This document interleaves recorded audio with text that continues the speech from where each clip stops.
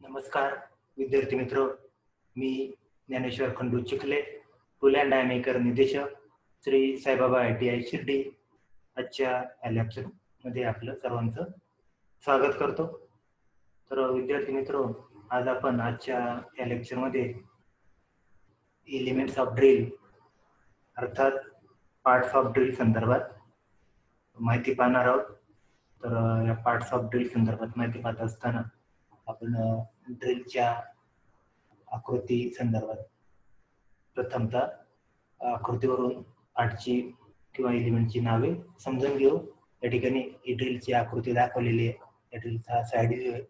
तर या ठिकाणी हा भाग आहे, हा आणि हा शँक बोलला जातो त्याला. ड्रिल दोन प्रकारचे असतात, त्याच्यामध्ये स्ट्रेट शँक ड्रिल आणि टेपर शँक ड्रिल. त्याच्यानंतर ही बॉडी आहे, या बॉडीवर फ्लूट पाडलेले असतात. ही बॉडी याच्यावर फ्लूट पाडलेले असतात. त्याच्यानंतर या फ्लूट आणि बॉडी यामधल्या भागाला नेक बोललं जातं. त्याच्यानंतर ही जी टोटल लांबी आहे फंक्शनल लेंथ. त्याच्यानंतर हा ड्रिल डायमीटर, लेंथ. त्याच्यानंतर आउटर कॉर्नर, दोन फ्लूटनी पॉइंट अँगल तयार होतो. ही फ्लूटची लांबी, shank length, total overall length, neck length म्हटलेले आहे या ठिकाणी. त्याच्यानंतर स्ट्रेट शँक, टेपर शँक, हा टँकचा भाग आहे. हा टेपर शँक ड्रिलची टँक, स्ट्रेट शँक ड्रिलची टँक. त्याच्यानंतर clearance angle, height of point. त्याच्यानंतर या ठिकाणी लँड किंवा मार्जिन बोललं जातं, मार्जिन विड्थ. त्याच्यानंतर depth of body clearance, flute width, cutting edge, land width आणि चिजल एज अँगल इत्यादी हे ड्रिलचे एलिमेंट किंवा पार्ट्स ऑफ ड्रिल दाखवलेले आहेत. तर आपण यामधील काही प्रमुख एलिमेंट संदर्भात, पॉइंट संदर्भात माहिती पाहणार आहोत. त्याच्यामध्ये पहिला पॉइंट संदर्भात ड्रिल पॉइंट. या ठिकाणी हा ड्रिलचा पॉइंट, साइड मध्ये हा पॉइंट. तर या संदर्भात माहिती पाहू. शंकूच्या आकाराचे टोक, हे जे दोन फ्लूटमुळे शंकूच्या आकाराचा भाग तयार झालेले आहे. शंकूच्या आकाराचे टोक जे कापण्याची क्रिया करते त्या ड्रिलच्या भागाला या पॉइंट असे म्हणतात. यामध्ये डेड सेंटर, लिप किंवा कटिंग एजेस आणि लीलचा या भागांचा या पॉइंट मध्ये समावेश असतो. अशा प्रकारे पॉइंट संदर्भातली माहिती पाहिली. त्यानंतर ड्रिलचा शँक भाग, या ठिकाणी शँक दाखवलेली, टेपर शँक दाखवलेली आणि स्ट्रेट शँक, या शँक संदर्भातली माहिती. तर हा मशीनवर फिट होणारा व ड्रिलला फिरवणारा टोकाचा भाग आहे. हे शँक दोन प्रकारचे असतात. मोठ्या व्यासाच्या ड्रिलसाठी टेपर शँक, अशा मोठ्या व्यासाचे जे ड्रिल असतात त्याला टेपर शँक, छोट्या व्यासाच्या ड्रिलला स्ट्रेट शँक असते. तर टेपर शँक ड्रिल डायरेक्ट मशीनच्या स्पिंडलमध्ये किंवा स्लीवच्या सहाय्याने पकडतात. तर स्ट्रेट शँक ड्रिल डायरेक्ट ड्रिल चेकमध्ये किंवा कॉलेट चेकमध्ये पकडतात. अशा प्रकारे शँक संदर्भातली माहिती. त्यानंतर टँक, या ठिकाणी टँक दाखवलेले आहेत. तर टँक हा ड्रिलिंग मशीनच्या स्पिंडलच्या गाळ्यामध्ये फिट होणारा शँकचा भाग होईल. तर हा टँक ड्रिलिंग मशीनच्या प्रामुख्याने टेपर शँक ड्रिलची जी टँक आहे, तर ड्रिलिंग मशीनला जे टेपर गाळा असतो त्याच्यावरती एक स्लॉट असतो. त्या गाळ्यामध्ये हा टँकचा भाग बसत असतो. अशा प्रकारे टँकला ड्रिपच्या सहाय्याने टोकून असं बाहेर काढलं जातं, असा हा टँक. त्याच्यानंतर बॉडी, इथून इथपर्यंत भाग दाखवलेले, बॉडी दाखवलेले आहे. विशेष पॉइंट आणि शँक, या पॉइंट आणि या शँक मधील भागाला ड्रिलची बॉडी असे म्हणतात. आणि या बॉडीवर फ्लूट, लँड, मार्जिन हे दोन फ्लूट. त्याच्यानंतर लँड किंवा ही मार्जिन, त्याप्रमाणे बॉडी क्लिअरन्स, वेब हे बॉडीचे वेगवेगळे भाग या बॉडीवर असतात. त्याच्यानंतर फ्लूट सांगता येईल आता पुढचा मुद्दा. या ठिकाणी या बॉडीवर दोन फ्लूट पाडलेले. या ठिकाणी गाळा हा दिसतोय, एखादा दुसरा आहे गाळा. फ्लूट म्हणजे ड्रिलच्या लांबीवर ड्रिलच्या लांबीवर असणारे नागमोडी म्हणजेच हेलिकल काळे होय फ्लूटमुळे कटिंग एज ही तयार होते. या ठिकाणी या फ्लूटमुळे टोकाला कटिंग एज तयार होतात. तर या फ्लूटमुळे एक कटिंग एज तयार होते. 2 चिप्सचे तुकडे होऊन ते या ठिकाणी असे ड्रिलिंग करताना वर निघत असतात. त्याचप्रमाणे 3 कटिंग एज पर्यंत कुलट पोहोचले. या कटिंग एज पर्यंत या फ्लूटच्या माध्यमातून कुलट पोहोचवण्याचं कार्य केलं जातं. अशा प्रकारे या फ्लूट संदर्भात सांगता येईल. त्यानंतर लँड किंवा मार्जिन हा नागमोडी भाग आहे, त्याला लँड किंवा मार्जिन म्हणतात. या ठिकाणी इथे दिले मार्जिन किंवा मार्जिन विड्थ पहा, म्हणजे हा मार्जिन आहे, ही अरुंद पट्टी दिसते तिला मार्जिन बोलतात, लँड बोलतात. त्या संदर्भातली माहिती. तर ही फ्लूटच्या पूर्ण लांबीवर, या फ्लूटच्या पूर्ण लांबीवर असणारी अरुंद पट्टी ही अशी अरुंद पट्टी होय लँड अर्थात मार्जिन सहित ड्रिलचा व्यास हा मोजला जातो. त्याच्यानंतर बॉडी क्लिअरन्स, बॉडी क्लिअरन्स या ठिकाणी पाहायला दिलेले आहे. लँड ही जी लँड आहे, मार्जिन आहे, त्याच्या खाली थोडासा डाऊन केलेला भाग असतो बॉडी क्लिअरन्स. तर लँड किंवा मार्जिन लगतच्या कमी डायमीटर असलेल्या भागाला बॉडी क्लिअरन्स असे म्हणतात. या बॉडी क्लिअरन्समुळे ड्रिल व जॉब यामधील घर्षण कमी होते. ड्रिल बॉडीचा संपूर्ण भाग या वर्कपीसच्या संपर्कात येत नाही, त्यामुळे घर्षण कमी प्रमाणात होते. अशा प्रकारे या बॉडी क्लिअरन्स संदर्भात सांगता येईल. त्यानंतर वेब और चिजल एज, वेब और चिजल एज या ठिकाणी हा भाग आहे चिजल एज. पुढचा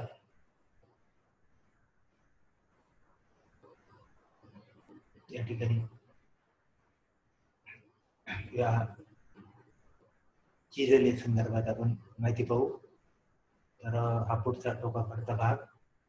तर फ्लूटला विभागण्यासाठी जी मध्यभागी एक खांबा समान धातूची पट्टी असते त्यास वेब असे म्हणतात. या ठिकाणी अशी पट्टी असते तिला वेब असं म्हटलं जातं. तर शँकच्या दिशेने हळूहळू वाढत जाते. ही वेब जी जाडी या शँकच्या दिशेने ही वाढत जाते.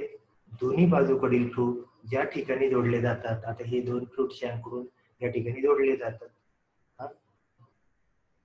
ऍक्सेसवरील त्या भागाला वेब असे म्हणतात. त्या ऍक्सेसवरील भागाला वेब असे म्हणतात.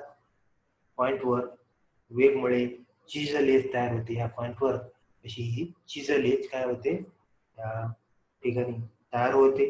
अशा प्रकारे या वेब किंवा चिजल एज संदर्भात सांगता येईल. त्यालाच आपण डेड सेंटर बोलतो. या चिजल एजच्या पॉइंटच्या भागाला त्या डेड सेंटर संदर्भातली माहिती. तर हा ड्रिलच्या सर्वात खालचा असा हा म्हणजे हा साइड व्ह्यू दाखवलेला आहे, हा पॉइंट होय. तर दोन्ही बाजूकडील कटिंग एजच्या छेदण्यामुळे जे अनुकुचीदार टोक या ठिकाणी तयार होते त्यास डेड सेंटर असे म्हणतात. डेड सेंटर हा ड्रिल ऍक्सेसशी बरोबर मध्यावर असतो. ड्रिलिंग करताना सेंटर पंचने पंचिंग केलेल्या पॉइंटवर आणून ड्रिलिंग करतात. तर सेंटर पंच ज्यावर मारला जातो ड्रिलिंग करताना त्यावर हा डेड सेंटर आणून ड्रिलिंग केलं जातं. त्यानंतर लिप या ठिकाणी हा भाग लिप, त्याला कटिंग एज बोललं जातं. ही कटिंग एज किंवा हा लिप या संदर्भातली माहिती. तर लिपलाच कटिंग एज असे म्हणतात. फ्लूट आणि बॉडी क्लिअरन्स सहित दिलेला उतार हा लिपलाच कटिंग एज असे म्हणतात. फ्लूट आणि बॉडी क्लिअरन्स सहित दिलेला उतार यामध्ये होणाऱ्या टोकदार कडेस लिप म्हणजेच कटिंग एज असे म्हणतात. कटिंग एजची लांबी डेड सेंटर पासून सारखी असावी लागते. या कटिंग एजची लांबी ही दोन्ही बाजूला सारखी असावी लागते. ड्रिल ऍक्सेस आणि एजचा उतार यामधील हा जो कोन आहे हा या ऍक्सेसशी आणि हा कोन त्याच्या सेंटर ऍक्सेसशी आणि एजची कोन आहे हा 59 अंश असतो व दोन्ही एज मधील जो कोन आहे 59 अधिक 59 हा 118 म्हणजे ड्रिलचा कटिंग अँगल असतो. अशा प्रकारे लीफ संदर्भात सांगता येईल. त्यानंतर ड्रिल अँगल हा अँगल संदर्भातली माहिती. ड्रिलची कार्यक्षमता सुधारण्याकरिता सर्व कटिंग टूल प्रमाणे म्हणजे ड्रिलला वेगवेगळे कोन किंवा अँगल हे दिलेले असतात. तर अशा प्रकारे या ड्रिल अँगल संदर्भात सांगता येईल. त्यानंतर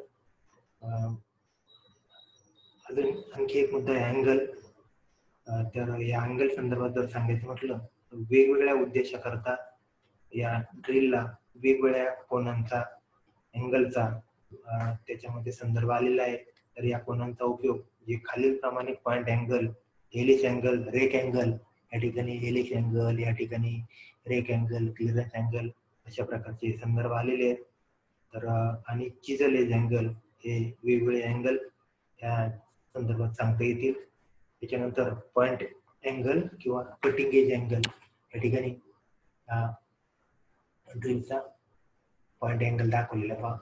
पॉइंट अँगल किंवा त्याला कटिंग अँगल देखील बोललं जातं. तर सर्वसाधारण वापरात असणाऱ्या ड्रिलचा पॉइंट अँगल हा 118 अंश असतो. हा कटिंग एज म्हणजे लीफ मधील दोन लीफ मधील हा पॉइंट अँगल म्हणजे कटिंग अँगल होय हा 118 अंश असतो. तो धातूच्या मटेरियलनुसार कटिंग अँगल हा बदलत असतो. कठीण धातूसाठी कटिंग अँगल हा जास्त ठेवतात, तर सॉफ्ट धातूसाठी कटिंग अँगल हा कमी ठेवतात. म्हणजे 118 अंशापेक्षा सॉफ्ट धातूसाठी कमी आणि 118 पेक्षा जास्त कठीण धातूसाठी जास्त ठेवला जातो पॉइंट अँगल. त्यानंतर हेलिक्स अँगल या ठिकाणी दाखवलेला आहे, ऍक्सिसशी हा कोन दाखवलेला आहे तो हेलिक्स अँगल.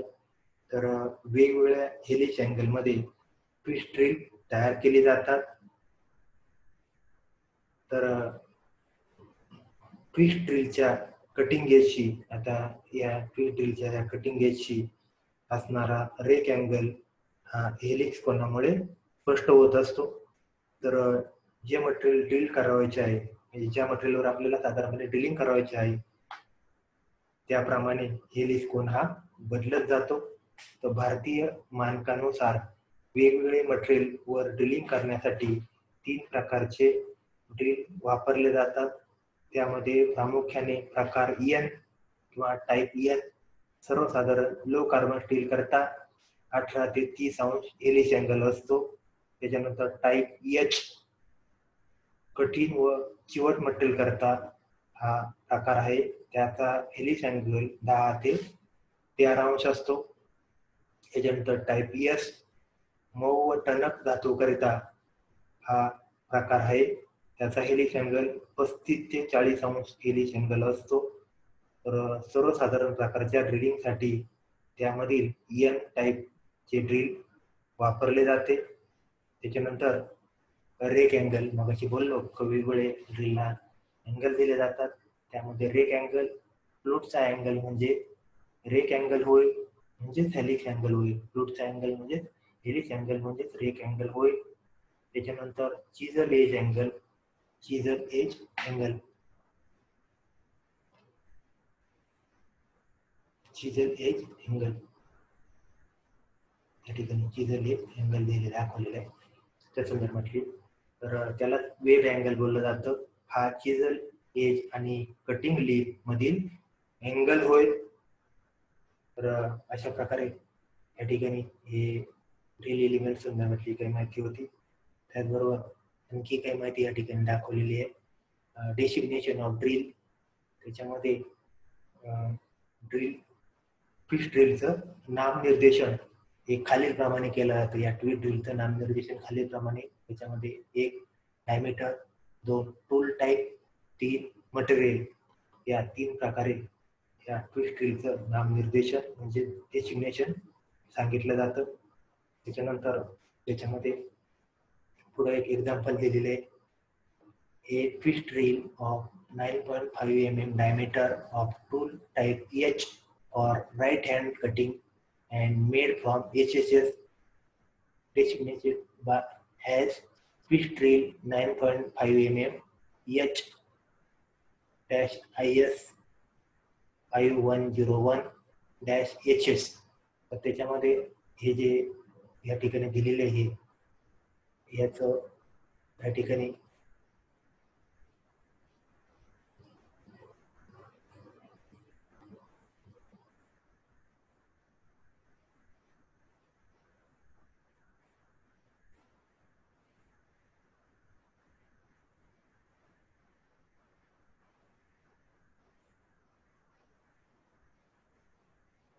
तर या ट्विस्ट ड्रिल 9.5 mm या ठिकाणी काय आहे ते या खाली दाखवलेले. तर ट्विस्ट ड्रिल 9.5 mm हा डायमीटर आहे त्या ड्रिलचा. एच टूल टाईप आहे IS 5101 हे या ठिकाणी दाखवलेले. तो IS नंबर आहे.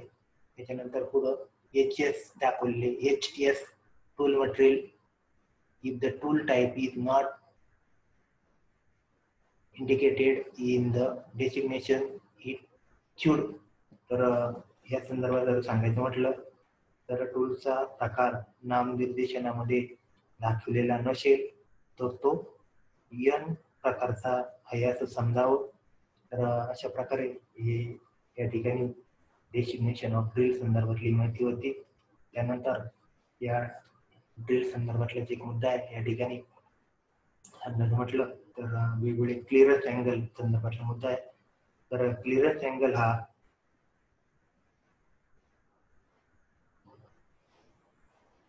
या ठिकाणी दिलेला पहा. क्लिअरन्स अँगल ही उभी व्हर्टिकल रेषा आणि याची तिरकी रेषा तो क्लिअरन्स अँगल. तर क्लिअरन्स अँगल हा कटिंग एजच्या क्लिअरन्स अँगल हा कटिंग एजच्या मागील भागाचे घर्षण हा टाळत असतो. त्यामुळे मटेरियलमध्ये कटिंग एज घुसण्यास मदत होते. जर क्लिअरन्स अँगल मोठा असेल तर कटिंग एज वीक म्हणजे नाजूक होते आणि जर क्लिअरन्स अँगल लहान असेल तर ड्रिल मटेरियल कापू शकत नाही. तर अशा प्रकारे या क्लिअरन्स अँगल संदर्भात सांगता येईल. त्याच्यानंतर लिप अँगल आपण पाहणार आहोत. लिप अँगल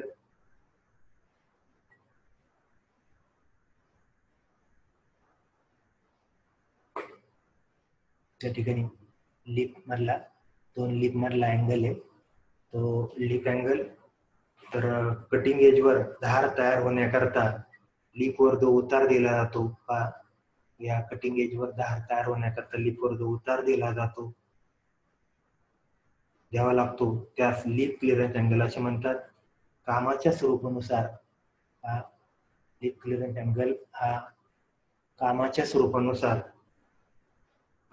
ठेवतात आणि साधारणपणे जनरल कामाकरता सर्वसाधारण कामाकरता लिप क्लिअरन्स अँगल 8 ते 12 डिग्री हा लिप क्लिअरन्स अँगल जनरली ठेवतात.